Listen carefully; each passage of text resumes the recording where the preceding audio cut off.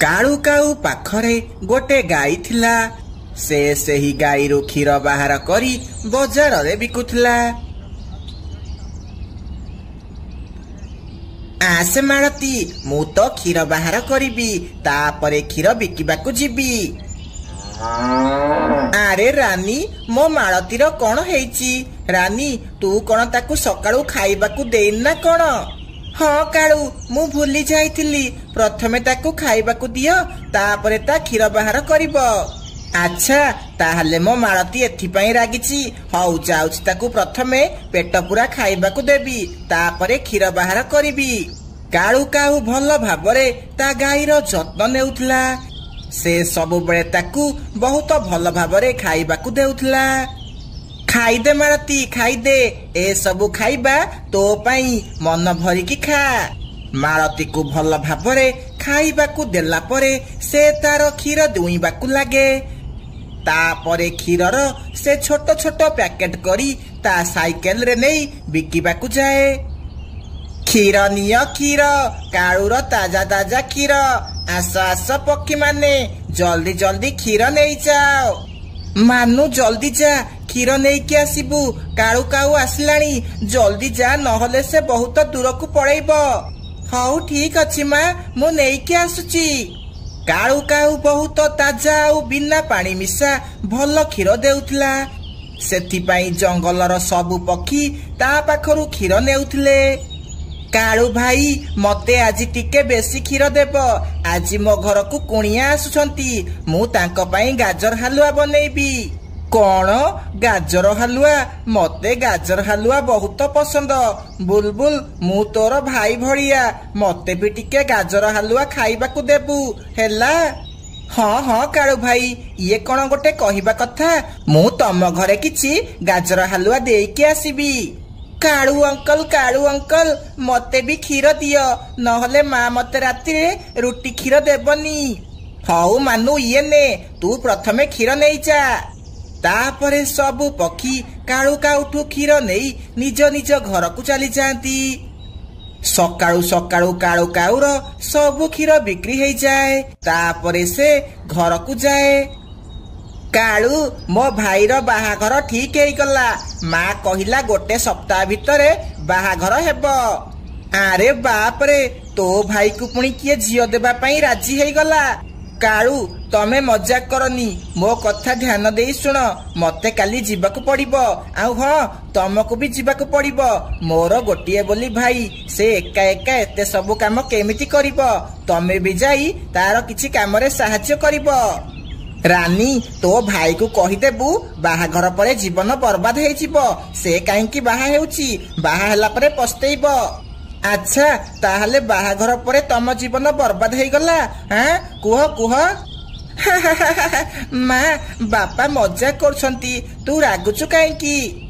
हाँ रानी मु मजाक करुची तमे रागनी। अरे बाहा हला परे मो भाग्य बदली गला आउ मो घर को जगु आसिला। मो भाईर बाहाघर रे बहुत मजा आसीबो। आमे दुई जण नाचिबा हैला। आमे काली सकाळू जीवा पई बाहरिबा।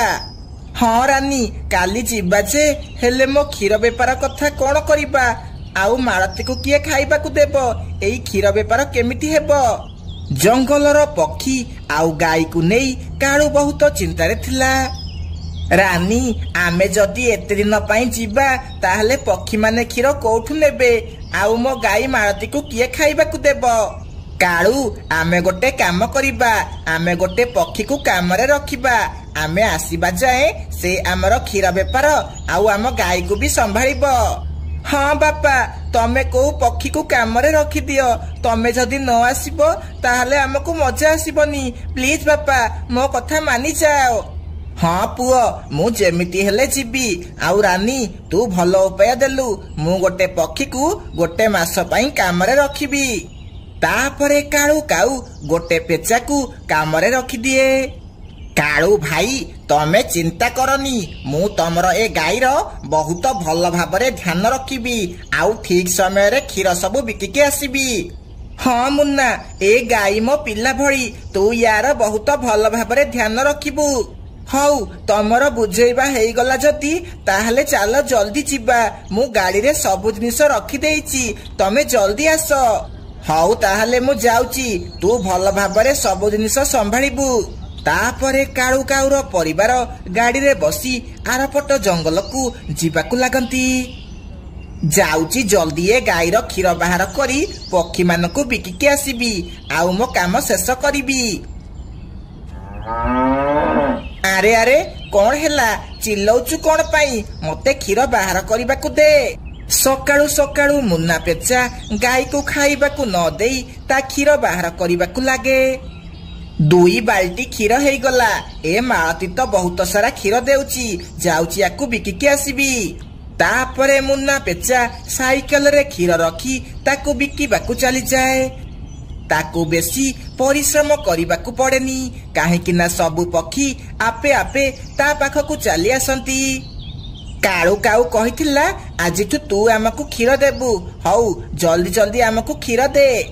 ଆମ ଜଙ୍ଗଲକୁ ତୁ ନୂଆ ଆସିଛୁ, ଭଲସେ କାମ କରିବୁ, ନହେଲେ କାଳୁ କାଉକୁ ତୋ ବିଷୟରେ କମ୍ପ୍ଲେନ କରିଦେବି। ତାପରେ ସବୁ ପକ୍ଷୀ କ୍ଷୀର ନେଇ ନିଜ ନିଜ ଘରକୁ ଚାଲି ଯାଆନ୍ତି। ଆରେ ବା, ଏତେ ଜଲ୍ଦି କ୍ଷୀର ସବୁ ବିକ୍ରି ହେଇଗଲା। କାଳୁ କାଉକୁ ମାନିବାକୁ ପଡିବ, ତା କ୍ଷୀର ଏତେ ଫେମସ ଯେ ସମସ୍ତେ ଆସିକି କ୍ଷୀର ନେଉଛନ୍ତି। ଏମିତି ତା ପରଦିନ ବି ସେ ମାଳତୀ ଗାଈଠୁ 2 ବାଲ୍ଟି କ୍ଷୀର ଦୁଇଁ ଦିଏ।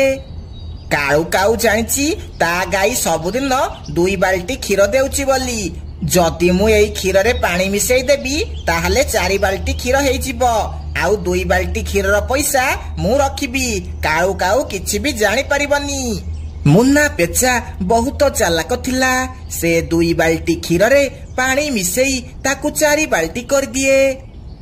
ଏବେ ମୁଁ 2 ମାସ ପର୍ଯ୍ୟନ୍ତ ଏମିତି କ୍ଷୀର ବିକିବି, ଆଉ 2 ଗୁଣ ପଇସା କମେଇବି। ହା ହା ହା ହା ହା। ତାପରେ ମୁନା ପେଚା ପାଣି ମିଶା କ୍ଷୀର ନେଇ ବିକିବାକୁ ଯାଏ। ପକ୍ଷୀମାନେ ଜାଣିପାରନ୍ତି ନାହିଁ ଯେ ସେମାନେ ପାଣି ମିଶା କ୍ଷୀର ପିଉଛନ୍ତି ବୋଲି। ଆରେ ବା, ଏତେ ସାରା ପଇସା କମେଇଦେଲି, ଏମିତି ଏବେ ସବୁଦିନ କମେଇବି। ସେ କାଳୁ କାଉ ହେଲେ ନ ଆସନ୍ତା, ମୁଁ ଏମିତି ସବୁଦିନ ପାଇଁ ପଇସା କମାନ୍ତି। ଏମିତି 2 ସପ୍ତାହ ବିତିଯାଏ। ମୁନା ପେଚା ପାଣି ମିଶା କ୍ଷୀର ବିକି ବିକି ବହୁତ ସାରା ପଇସା କମାଏ, ଆଉ ନିଜ ପାଇଁ ଗୋଟେ ବଡ ଘର କିଣେ। ମୁନା, ତମକୁ ତ ଚାକିରି ମିଳୁନଥିଲା, ଆଉ ଏବେ କଣ କାମ କରୁଛ ଯେ ଏତେ ପଇସା ଦେଇ ଏ ଘର କିଣିଦେଲ? ଆରେ ତୁ ଏତେ କାହିଁକି ଭାବୁଛୁ? ମୁଁ ଯେମିତି ପଇସା ରୋଜଗାର କଲେ ଗଲା, ତୁ ଆମ୍ବ ଖା, ଟାକୁଆ କାହିଁକି ଗଣୁଛୁ? ଏମିତି ମୁନା ପେଚା ପାଣି ମିଶା କ୍ଷୀର ପକ୍ଷୀମାନଙ୍କୁ ବିକୁଥିଲା। ଡାକ୍ତର ବାବୁ, ମୋ ପୁଅକୁ କଣ ହେଇଗଲା? ସେ ଆଉ ଉଡି ପାରୁନି କାହିଁକି? ବହୁତ କମଜୋର ହେଇଯାଇଛି, ସେ ଆଉ ଚାଲି ବି ପାରୁନି। ତମ ପୁଅ ବହୁତ ଦୁର୍ବଳ ହେଇଯାଇଛି, ତାକୁ ଗୋଟେ ସପ୍ତାହ ଯାଏ ଭଲ କ୍ଷୀର ପିଇବାକୁ ଦିଅ, ତାପରେ ଯାଇ ସେ ଠିକ ହେବ। ଏହା କହି ଡାକ୍ତର ବାବୁ ସେଠାରୁ ଚାଲିଯାଆନ୍ତି। ଯଦି ମୁଁ ଏ କଥା ମୁନାକୁ କହିବି, ସେ ମୋ ଉପରେ ବହୁତ ରାଗିବେ, କହିବେ ତୁ ପୁଅକୁ କ୍ଷୀର ପିଇବାକୁ ଦଉନୁ। ନା, ମୁଁ ଯାଉଛି ମିନୁ ଚଢେଇଠୁ ସବୁଦିନ କ୍ଷୀର ଆଣିକି ମୋ ପୁଅକୁ ପିଇବାକୁ ଦେବି। ତାପରେ ମୁନା ସ୍ତ୍ରୀ ମିନୁ ପାଖକୁ କ୍ଷୀର ମାଗିବାକୁ ଯାଏ। ଭଉଣୀ, ତମେ ଚିନ୍ତା କରନି, ତମେ ଗୋଟେ ସପ୍ତାହ ଯାଏ ମୋଠୁ କ୍ଷୀର ନେଇକି ପୁଅକୁ ପିଇବାକୁ ଦିଅ, ତାପରେ ଦେଖିବ ସେ ପୁରା ଠିକ ହେଇଯିବ। ମୁନାର ସ୍ତ୍ରୀ ଜାଣିନଥିଲା ଯେ ମିନୁ ଚଢେଇ ଯୋଉ କ୍ଷୀର ଆଣୁଛି ସେ ପାଣି ମିଶା କ୍ଷୀର, ଆଉ ସେ କ୍ଷୀର ତା ସ୍ୱାମୀ ମୁନା ବିକୁଛି। ସେ ସବୁଦିନ ମିନୁଠୁ କ୍ଷୀର ଆଣି ତା ପୁଅକୁ ପିଇବାକୁ ଦେଲା। ଏମିତି 2 ଦିନ ବିତିଯାଏ। ମା, ମୁଁ ଆଉ ଉଠି ପାରୁନି, ମୋ ନିଶ୍ୱାସ ଧୀରେ ଧୀରେ ବନ୍ଦ ହେବାକୁ ଲାଗିଲାଣି। ଡାକ୍ତର ବାବୁ ଦେଖ, ମୋ ପୁଅକୁ କଣ ହେଲା ମୋ ପୁଅକୁ? ସେତିକି ବେଳେ ମୁନା ପେଚା ସେଠାକୁ ଆସେ। ଆରେ କଣ ହେଲା ମୋ ପୁଅକୁ? କଣ ହେଲା? ସେ ଏମିତି ଶୋଇଛି କଣ ପାଇଁ? ତାର କଣ ହେଲା? ମୁଁ ତମକୁ କହିଥିଲି ୟାକୁ ଭଲ କ୍ୱାଲିଟିର କ୍ଷୀର ପିଇବାକୁ ଦେବ ବୋଲି, କିନ୍ତୁ ତମେ ୟାକୁ ପାଣି ମିଶା କ୍ଷୀର ଦେଲ, ସେଥିପାଇଁ ଏମିତି ହେଲା। ଏବେ ମୁଁ ଆଉ କିଛି ବି କରିପାରିବିନି। କିନ୍ତୁ ମୁଁ ତ ମିନୁ ଚଢେଇ ଘରୁ ଭଲ କ୍ଷୀର ଆଣିକି ଦେଉଥିଲି, ପାଣି ମିଶା କ୍ଷୀର ମୁଁ ଦେଇନି। କିଛି ସମୟ ପରେ ମୁନା ପେଚାର ପୁଅ ମରିଯାଏ। ମୁନା ପେଚା ବୁଝିଯାଏ ଯେ ଏ ସବୁ ତା ଲୋଭ ଯୋଗୁ ହେଲା। ଇଏ ସବୁ ମୋ ଯୋଗୁ ହେଲା। ମୋ ପୁଅ ମୁଁ ଲୋଭ କରିକି ପାଣି ମିଶା କ୍ଷୀର ଜଙ୍ଗଲ ସାରା ବିକିଲି, ଆଉ ଆଜି ସେଇ ପାଣି ମିଶା କ୍ଷୀର ପିଇ ମୋ ପୁଅ ମଲା। ଏ ସବୁ ମୋ ପାଇଁ ହେଲା। ହଁ, ଏ ସବୁ ମୋ ପାଇଁ ହେଲା। ଏହା ଶୁଣି ମୁନ୍ନା ପେଚାର ସ୍ତ୍ରୀ ବହୁତ ରାଗିଯାଏ, ଆଉ ସେ ମୁନ୍ନାକୁ ଛାଡ଼ି ତା ବାପ ଘରକୁ ଚାଲିଯାଏ। ଆଉ ମୁନ୍ନା ପେଚା ସେମିତି ବସି ତା ଭୁଲର ଅନୁତାପ କରେ। ସହରଠାରୁ ବହୁତ ଦୂରରେ ଗୋଟିଏ ଘନ ଜଙ୍ଗଲ ଥିଲା। ସେହି ଜଙ୍ଗଲର ଗୋଟିଏ ପୁରୁଣା ବରଗଛରେ ଗୋଟିଏ ଦୋଳି ଲାଗିଥିଲା, କିନ୍ତୁ କେହି ବି ପକ୍ଷୀ ସେ ଦୋଳିରେ ଝୁଲିବା ପାଇଁ ଯାଉନଥିଲେ। ଶୁଣିବାକୁ ମିଳୁଥିଲା ଯେ ସେହି ଦୋଳିରେ ଗୋଟିଏ କୁନି ନାମରେ ଚଢ଼େଇ ଦୋଳି ଖେଳୁଥିଲା।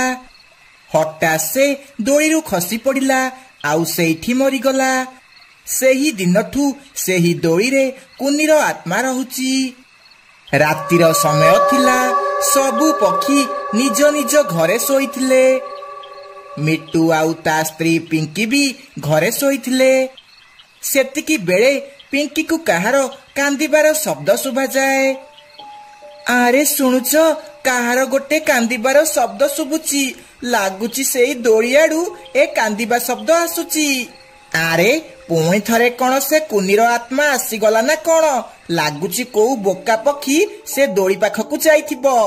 ପିଙ୍କି ଯେମିତି ଝରକା ପଟେ ଦେଖେ, ସେ ପୁରା ଆଶ୍ଚର୍ଯ୍ୟ ହେଇଯାଏ। ମିଟୁ, ଇଏ ଦେଖ, ସେ ଦୋଳିରେ କିଏ ବସିକି ଖେଳୁଛି, ଆଉ ସେ ବହୁତ ଭୟଙ୍କର ଦେଖାଯାଉଛି। ଆରେ ଇଏ ତ ସେ କୁନି ଚଢ଼େଇର ଆତ୍ମା। ଲାଗୁଛି ସେ ପୁଣି ଥରେ ଫେରି ଆସିଛି। ହଁ, ଫେରି ଆସିଛି। ହଠାତ୍ ସେ କୁନି ଚଢ଼େଇର ଆତ୍ମା ସେ ଦୋଳିରୁ କୁଆଡେ ଅଦୃଶ୍ୟ ହେଇଯାଏ। ଏହା ଦେଖି ସେ ଦୁଇ ଜଣ ବହୁତ ଡରିଯାଆନ୍ତି। ସକାଳ ହେଉ ହେଉ ଏ କଥା ପୁରା ଜଙ୍ଗଲ ସାରା ବ୍ୟାପିଯାଏ। ସେ କୁନିର ଆତ୍ମା ପୁଣି ଥରେ ଫେରି ଆସିଛି। ଆରେ ରାନୀ, ଜାଣିଛ, ସେ କୁନିର ଆତ୍ମା ପୁଣି ଥରେ ଫେରି ଆସିଛି। ଏବେ କଣ ଯେ ହେବ? କୁନିର ଆତ୍ମା? ଇଏ ତମେ କଣ କହୁଛ? ତମେ ଏ କଥା କୋଉଠୁ ଜାଣିଲ? ତମକୁ କିଏ କହିଲା? ଆରେ ମୁଁ ବଣ୍ଟି ଦୋକାନରେ ଚା ପିଉଥିଲି। ସେତିକି ବେଳେ ମିଟୁ ସେଠାକୁ ଦୌଡ଼ିକି ଆସିଲା, ଆଉ ଏ କଥା କହିଲା। ଆରେ ବାପ ରେ ବାପ, ଆମେ ଏବେ ଆଉ ରାତିରେ ଏକୁଟିଆ କୁଆଡେ ଯିବାନି, ନହେଲେ ସେ ଭୂତ ଯଦି ଆମ ଦେହରେ ଲାଗିଯିବ। ହଁ ରାନୀ, ଆମକୁ ଏବେ ବହୁତ ସତର୍କ ରହିବାକୁ ପଡିବ। ମିନୁ ଚଢ଼େଇର ଝିଅ ଗୁଡି ବିଦେଶରେ ରହି ପାଠ ପଢୁଥିଲା। ସେ କିଛି ଦିନ ପାଇଁ ଛୁଟିରେ ଘରକୁ ଆସିଲା। ଆରେ ଆମ ଜଙ୍ଗଲ ଏତେ ସୁନସାନ କଣ ଲାଗୁଛି? କେହି ବି କଣ ଦେଖା ଯାଉନାହାନ୍ତି? କଥା କଣ, ପିଲାମାନେ ବି ବାହାରେ ଖେଳୁନାହାନ୍ତି। ଲାଗୁଛି କିଛି ତ ଗୋଟେ ହେଇଛି। ତାପରେ ଗୁଡି ଘରକୁ ଗଲା। ମା, କଣ ହେଇଛି? ଜଙ୍ଗଲରେ କେହି ବି ଦେଖା ଯାଉନାହାନ୍ତି। କଥା କଣ? ଆରେ ଝିଅ, ଦେଖୁଛୁ ସେ ବରଗଛରେ ଯୋଉ ଦୋଳିଟା ଲାଗିଛି, ରାତି ହେଲେ ସେ ଦୋଳିରେ ଗୋଟେ ଡାହାଣୀ ଆସିକି ବସୁଛି। ସେଥିପାଇଁ ସମସ୍ତେ ଡରିକି ଘରୁ ବାହାରୁ ନାହାନ୍ତି। ତୁ ବି କେବେ ବି ସେ ଦୋଳି ପାଖକୁ ଯିବୁନି। ମା, ତମେ ମଜାକ କରୁଛ ନା? ଆଜିକାଲି ଦୁନିଆରେ ଭୂତ କୁଆଡେ ଆସିବ? ଏ ସବୁ ମିଛ କଥା। ନାଇଁ ଝିଅ, ଆଜିକୁ ପ୍ରାୟ 30 ବର୍ଷ ତଳେ ସେହି ଦୋଳିରୁ ଖସି ଗୋଟେ ଚଢ଼େଇର ମୃତ୍ୟୁ ହେଇଥିଲା, ଆଉ ସେହି ଦିନଠୁ ସେଇ ଦୋଳିରେ ତାର ଆତ୍ମା ରହୁଛି। ତୁ କେବେ ବି ସେ ଦୋଳି ପାଖକୁ ଯିବୁନି, ହେଲା? ହଉ ଠିକ ଅଛି ମା, ମୁଁ ଯିବିନି। ତୁ ଏବେ ମତେ ଖାଇବାକୁ ଦେ, ମତେ ବହୁତ ଜୋରେ ଭୋକ କଲାଣି। ତାପରେ ମିନୁ ଗୁଡିକୁ ତା ମନ ପସନ୍ଦର ଖାଇବା ଦିଏ। ସେ ମା ଝିଅ ବହୁତ ଖୁସିରେ ବସି ଖାଆନ୍ତି। ରାତିରେ ସମସ୍ତେ ଶୋଇ ପଡିଥିଲେ। ସେତିକି ବେଳେ ଗୁଡିର ନିଦ ଭାଙ୍ଗିଯାଏ। ସେ ବସିକି ଝରକା ପଟେ ସେ ଦୋଳିକୁ ଦେଖିବାକୁ ଲାଗେ।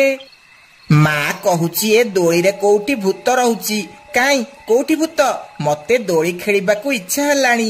ମା ତ ଶୋଇଛି, ଯାଉଛି ଏଇ ସମୟରେ ଯାଇ ଟିକେ ଦୋଳି ଖେଳିକି ଆସିବି। ଏହା କହି ଗୁଡି ସେହି ଦୋଳି ପାଖକୁ ଯାଏ। ୱାଓ, କେତେ ବଢିଆ ଦୋଳି ହେଇଛି, ଯାଉଛି ବସିକି ଟିକେ ଖେଳିବି। ଏହା କହି ଗୁଡି ଦୋଳିରେ ବସି ପଡେ, ଆଉ ଜୋରେ ଜୋରେ ଝୁଲିବାକୁ ଲାଗେ। ମୁଁ ଯୋଉ ଦିନ ହୁଏ ସଜବାଜ ସେଇ ଦିନ ହୁଏ ଦ୍ୱିତୀୟ ରଜ। ହଁ ହଁ ଏମିତି ଗୀତ ବୋଲି ସେ ଖେଳିବାକୁ ଲାଗେ। କିନ୍ତୁ ଯେମିତି ସେ ଦୋଳିରୁ ଓହ୍ଲେଇବାକୁ ଲାଗେ ତାକୁ ସେମିତି କୋଉ ଅଦୃଶ୍ୟ ଶକ୍ତି ଭିଡ଼ିକି ରଖେ। ଆରେ କିଏ କିଏ ଏଠି?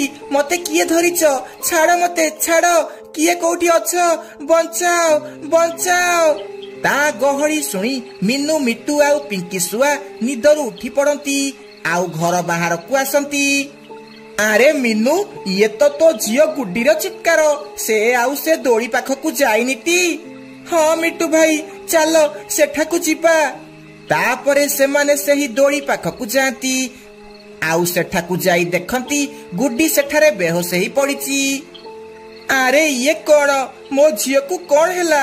କଣ ହେଲା ତାକୁ? ଲାଗୁଛି ଇଏ ଭୂତକୁ ଦେଖି ବେହୋସ ହେଇଯାଇଛି।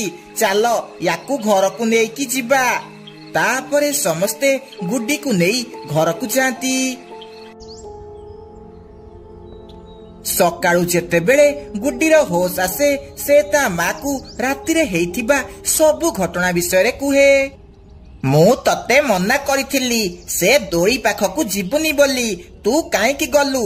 ତୁ ଗଲୁ ବୋଲି ଏତେ ସବୁ ହେଲା। ମତେ କ୍ଷମା କରିଦେ ମା, ମୁଁ ଏବେ ତୋର ସବୁ କଥା ମାନିବି। ସେଦିନ ରାତିରେ ଯେତେବେଳେ ରାନୀ ସେହି ବାଟ ଦେଇ ତା ଘରକୁ ଫେରୁଥିଲା ସେତିକି ବେଳେ କୁନି ଚଢ଼େଇର ଆତ୍ମା ରାନୀ ଦେହରେ ପଶିଯାଏ। ରାନୀ ଆଖି ପୁରା ନାଲି ହେଇଯାଏ ଆଉ ତା ଦେହ ବହୁତ ଭୟଙ୍କର ହେଇଯାଏ। ସେ ସିଧା ଦୋଳି ପାଖକୁ ଯାଏ ଆଉ ଦୋଳିରେ ବସି ଖେଳିବାକୁ ଲାଗେ। କେହି ମୋର ଏ ଦୋଳି ନେଇ ପାରିବେନି। ଏଇଟା ହେଉଛି ମୋ ଦୋଳି ଆଉ ମୋ ଦୋଳିରେ ଯିଏ ବସିବ ମୁଁ ତାକୁ ମାରିଦେବି। ସେତିକି ବେଳେ ଜଙ୍ଗଲର ସବୁ ପକ୍ଷୀ ଗୋଟିଏ ଜାଗାରେ ଏକାଠି ହୁଅନ୍ତି। ନା, ଏ କୁନିର ଆତ୍ମା ଆମକୁ ବହୁତ ହଇରାଣ କଲାଣି। ୟାର କିଛି କରିବାକୁ ପଡିବ। ଆମକୁ ସେ ଦୋଳିକୁ ନଷ୍ଟ କରିବାକୁ ପଡିବ। ତାପରେ ଆମକୁ ଯାଇ ଶାନ୍ତି ମିଳିବ।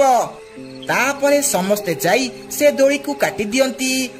ତାପରେ କୁନିର ଆତ୍ମା ରାନୀ ଦେହରୁ ବାହାରକୁ ଆସେ। ତମେ ମାନେ ଇଏ ସବୁ ଠିକ କଲନି। ମୁଁ ତମ ସମସ୍ତଙ୍କୁ ଖାଇଦେବି। ହଁ, ଖାଇଦେବି। ତାପରେ ସବୁ ପକ୍ଷୀ ମିଶିକି ସେ ଦୋଳିରେ ନିଆଁ ଲଗେଇ ଦିଅନ୍ତି। ନିଆଁ ଲାଗୁ ଲାଗୁ କୁନିର ଦେହ ବି ଜଳିବାକୁ ଲାଗେ ଆଉ ସେ ବି ଜଳି ପୋଡି ପାଉଁଶ ହେଇଯାଏ। ତାପରେ ଜଙ୍ଗଲର ପକ୍ଷୀମାନେ ପୁଣି ଥରେ ହସ ଖୁସିରେ ରହିବାକୁ ଲାଗନ୍ତି।